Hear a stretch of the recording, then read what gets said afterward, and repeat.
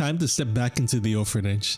This forgotten place is home to a giant spider-like creature known as the Mother, but this time we're more interested in her children, the Spider Kids. These dusty porcelain-like creatures are minions to the Mother, but they seem to be able to move independently and form their own niche groups. So we'll take a closer look at these creatures and go into free cam to see what we normally can't see in the game. Before we begin, feel free to comment your thoughts on the creature as well, and dropping a like is greatly appreciated.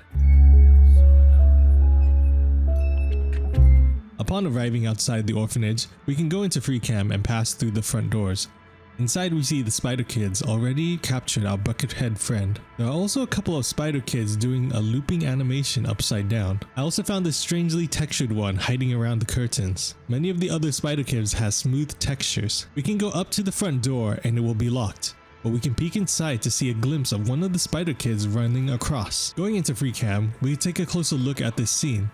The Spider Kid here will crawl up from the floor and then he will scurry across the screen. The most surprising part is where he just keeps running and running. Even after he had left our player's view, he had just kept running. We now look to gain entry into the orphanage. Going along the side of the building, we end up passing through the giant clock of the clock tower and falling onto a dusty old bed. In this room, we can see many petrified Spider Kids.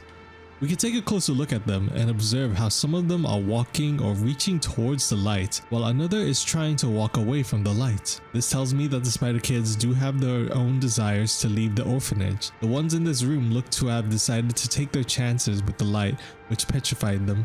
We can also use our weapons to destroy these petrified Spider Kids. Once we do, we'll get an achievement called Scared to Dust, which is to break all petrified kids in the clock tower. Falling deeper into the orphanage, I noticed that all the windows are draped over in order to keep the light out, which is more hints to their weakness. We also find our path blocked by more petrified Spider Kids. Farther ahead we can see 3 Spider Kids. One looks to be bullying another Spider Kid, while the other one is just watching. Once we destroyed the wall of the petrified Spider Kids, the 3 Spider Kids ahead would notice us. They would all start to work together to hold us down. When we get held down, our companion has a chance to save us, but if we both get captured, they will start to smash our heads against the floor, which will give us the game over. When I decide to fight back, I notice that parts of their model will change to show that we are breaking them apart with each hit. Next, we can crawl through a vent to see the next scene. Our Buckethead friend has been captured by the Spider Kids, and we get to see one wearing a crown. Unpausing the scene, the Spider Kid King will throw a glass bottle towards our Buckethead friend. With free cam, we can take a look around to see what the other Spider Kids are doing. These 3 seem to be eating from a pile of unknown meat. Despite not having mouths, they seem to need to eat, or at least pretend to. The Spider Kid King would turn away and pull out some sort of newspaper. The other Spider Kids in this area would turn their attention to their king, which actually gives us an opportunity to sneak through. Making it through and reaching the petrified Spider Kid, we actually can't get through without breaking it. But breaking it will let the other Spider Kids in the room. What we can do is stay in the light, which makes it difficult for the Spider Kids to get us. They can actually crawl around the window on the wall to get us to on the other side. Knowing that the light is their weakness actually helps us here, since the Spider Kids can become petrified in the light if they stay in there for too long. Now let us go the aggressive route and just charge right in. Eventually, the Spider Kid King will come down from his throne, but he actually will not engage in the fight. Instead, he starts to crawl slowly towards the wall until he is out of the scene. If we let this happen, we actually miss out on a hat.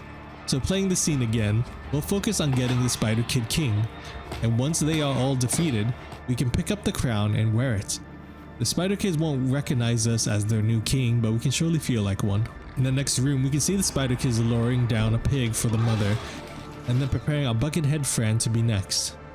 I tried to jump down, but it just leads to an immediate game over, so there isn't much we can do in this room. Going further in, we can see many Spider Kids along the walls of this hallway. If we turn on the light, we can see them scurry away along the walls. Eventually, they will disappear into the walls. If we don't turn on the lights, and instead walk down the hall, the Spider Kids that we walk near will do the same animation and will crawl away. Entering the bedroom, a couple of Spider Kids will spawn in which we can fight off. Going towards the poster concept art, more Spider Kids will come out to attack us. We then find a Spider Kid hiding in a blanket with a bucket over his head. I assume this is to make us believe our Buckethead friend was ahead of us, but once we get close, a bunch of the spider kids will come out to attack us. This is when we first see them use a spear. I let the spear hit me so we can see what it looks like. But as long as we keep moving, they won't be able to hit you. We can pick up the spear and use it back at the spider kids. Going into the next room, we can find many spider kids sleeping in the dark. We are to avoid waking them up. The spider kid will hang his arm down, which we can walk into to wake him up. The spider kids in this section are very brutal. If we wake them up, there will be no chance for our companions to save us, as they will just stomp on our neck. Once we make it back into the room with the hole, we can fight off the spider kids and even knock them down into the hole.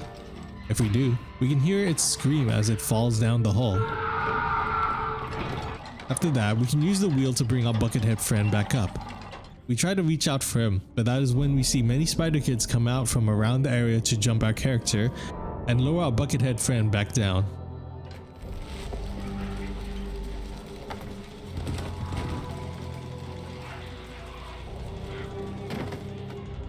Skipping further ahead, we'll find ourselves ambushed by the mother. When the mother appears, we can see the spider kids crawling up and a bunch of them will be vomited out of its mouth. They immediately begin to chase us. If they do catch us, they are quite brutal as they will just also stomp on our necks. Not much we can do with them here during this section with the first mother's chase, so we can just move on ahead and watch as the spider kids try to pull us back away from the safety of the light before they give up and go back into the darkness.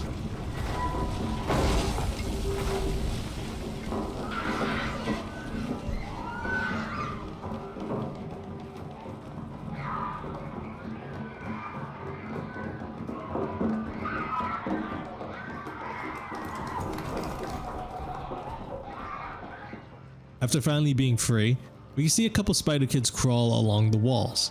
When we try to progress and move through the door, one of those spider kids will jump down to attack us. Staying on the other side, we see the spider kid just flies off somewhere. I somehow got myself to teleport back on the other side of the door, so doing the interaction again won't spawn another spider kid, and we'll just clip through the door and the box. Going upstairs, we can see the spider kid waiting further ahead. Once we get close enough, it will do a crazy run and disappear.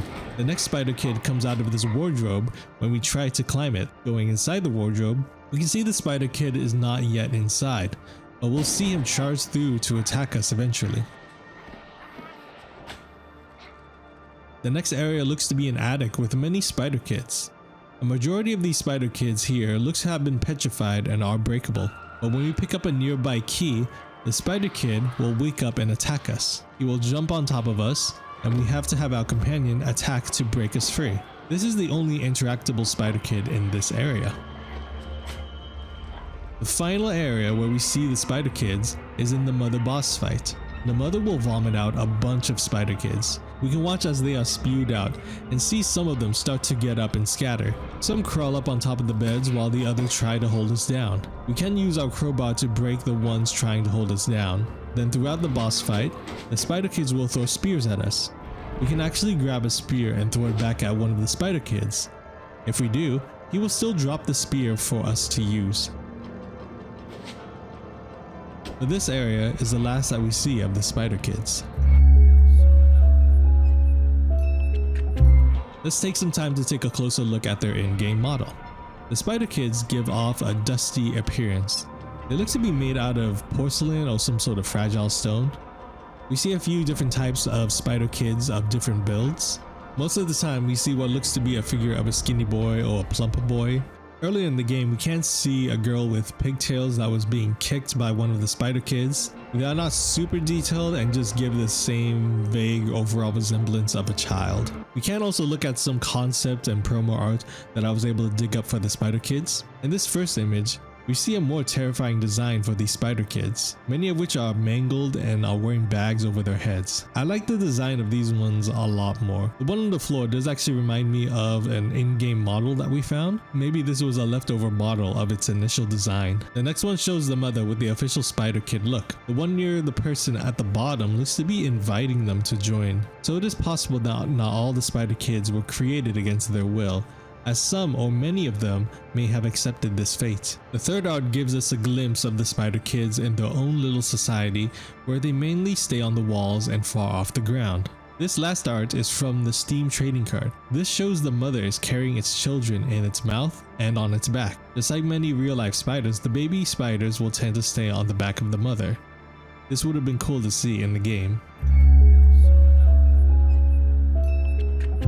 Based on what we found, I found the spider kids to be an interesting minion creature. Personally, I think the final design of them isn't as scary. The design where they appear to have bags over their heads and are more beaten down would have been a more scary one to include in the game.